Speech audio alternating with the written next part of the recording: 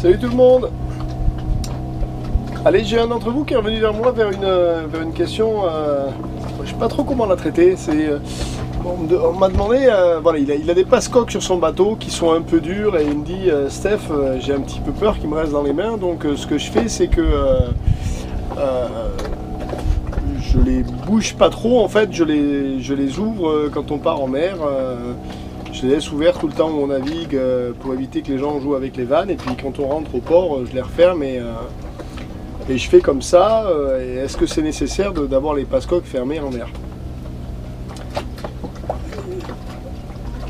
J'ai pas trop de conseils à donner là-dessus, hein. Chacun fait ce qu'il veut sur son bateau. Moi je navigue avec les passe-coques toujours fermés. C'est une chose que je fais. D'ailleurs ça a beaucoup fait rigoler notre ami la dernière fois. Il est venu aux toilettes, il me dit mais ça marche pas. Ben, je dis c'est normal, les passe-coques sont fermés. Il me dit mais attends, t'es un grand malade toi. Et alors, je suis peut-être un grand malade, je sais pas. Ce qui est sûr, c'est que si tu as les passe-coques durs, il va falloir les changer. Parce qu'un passe-coque qui est dur, un jour ou l'autre, il va te rester dans les doigts. Et un passe-coque qui reste dans les doigts, hein, vous avez vu, ça nous est arrivé, j'ai un de mes équipiers qui l'a pété sur la remontée entre les Canaries et les Cap-Verts. Voilà, le passe-coque du vidage de l'évier qui l'a pété. Là, vaut mieux que tu aies une pinoche à côté de la main, donc essayez d'attacher quand même une pinoche de la taille du passe-coque juste à côté. C'est plutôt judicieux. Et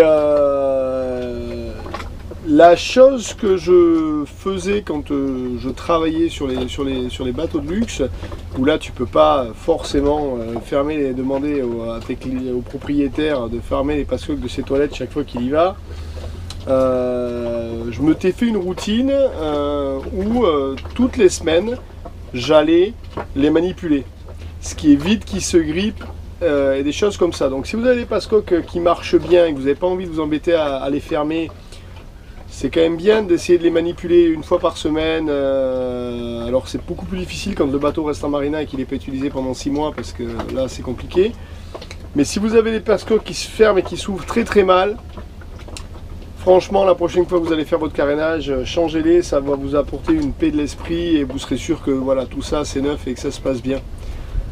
Écoutez, dites-nous ce que vous faites un petit peu avec vos passe-coques, ça m'intéresse là. C'est assez. Il y a eu cette.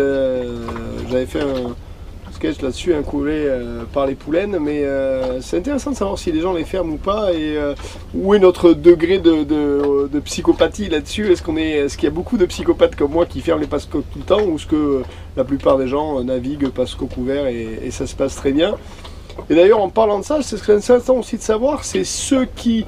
Alors moi je suis anti, on parle de trucs pas super, mais bon c'est la vie sur les bateaux, hein. Moi je suis anti papier dans les toilettes, donc j'ai assez débouché des toilettes dans ma vie. Donc aujourd'hui il n'y a plus de papier qui va dans les toilettes. Il y a certains, je sais qu'il y a pas mal de gens qui disent moi ça me gêne pas, mais en petite quantité. Alors moi j'en ai pas pour deux raisons. C'est que la première, ça m'embête que le papier toilette finisse à la mer.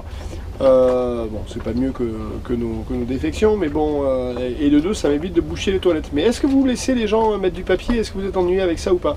Allez, revenez là-dessus, c'est intéressant ça.